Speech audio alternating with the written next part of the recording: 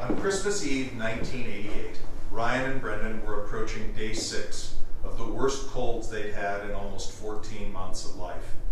It was our turn to host the annual Christmas Day feast for grandparents, aunts, uncles, nieces, nephews, cousins, and all family beasts.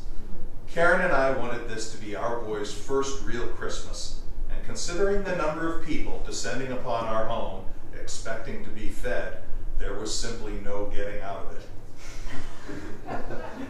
We finally coaxed Ryan and Brendan to sleep by 10 o'clock.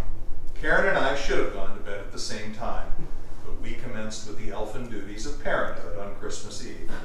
We wrapped the last of the presents, prepared a tray of cookies and a glass of milk for Santa, and then sampled a glass or two of holiday cheer.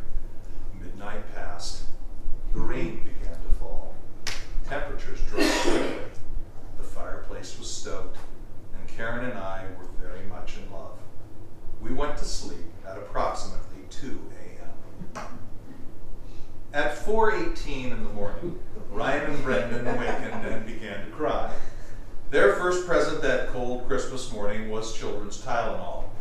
We hoped they might go back to sleep, but the lure of the tree and the opportunity to sample the leftover cookies and crumbs on Santa's plate meant more than mere rest.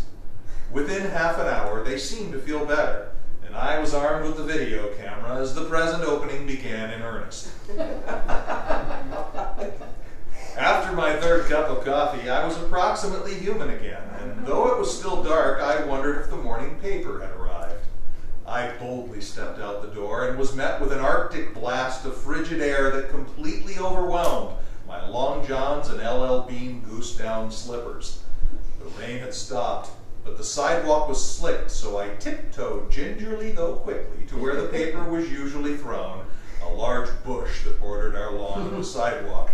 It was there, but our carrier had not wrapped our paper in plastic, so it was soaked, and I hoped to enjoy it by mid-afternoon. I grabbed the paper and made quickly for the porch. It was as cold as I could ever remember it being in Mill Valley. Because it was so cold, and because it had rained, and probably because it was Christmas morning, I turned and looked toward Mount Tamalpais, 8 miles to the west and 2,000 feet into the sky. It was Christmas morning, 1988.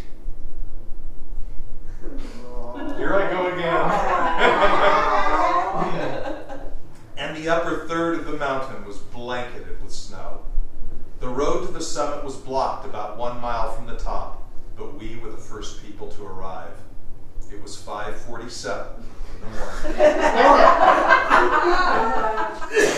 morning. We placed the children into the backpacks, hiking east toward the summit and the rapidly approaching dawn. About half a mile up the road, snow had covered everything. The trees were draped and branches drooped, as if bowing for the honor of receiving the season's greatest gift to the mountain. We didn't make it to the summit, but we found a clearing near the top that gave a view over all the hills leading to San Francisco.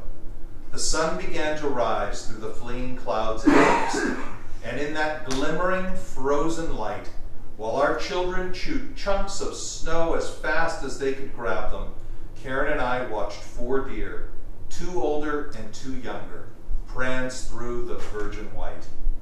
The older deer moved ahead and then waited for the younger deer to catch up. The sound of snow crunching under their hooves no more than a whisper from perhaps 30 yards away.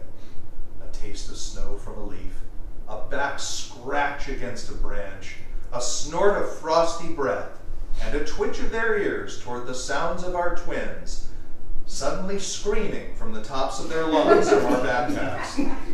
Because you see, that snow they were eating faster than they could breathe had frozen their brains. And the deep cold had made its way into their 4 ears, which, unbeknownst to us, were entirely infected. The doctor later told me that other than using their heads as bowling balls, the most painful thing we could have done to our children was prolonged exposure to sub-freezing temperatures. Ryan and Brendan screamed as loud as possible the entire 20-minute hike back to the car. Many other people were making their ascent as we half ran back down the mountain. The Christmas spirit was upon each and every one of them as we passed, and despite the screeching terrors on our backs, I have seldom felt as good about our human condition as I did that chaotic Christmas morning. Our pediatrician met us at her office at 9:15, and our boys received their first antibiotics at 10 o'clock. By the time we returned home, the snow had melted from the mountain, but the respective families and beasts were awaiting us. Ryan and Brendan stopped crying around 12 noon. The remaining presents were opened, and the families were fed right up until they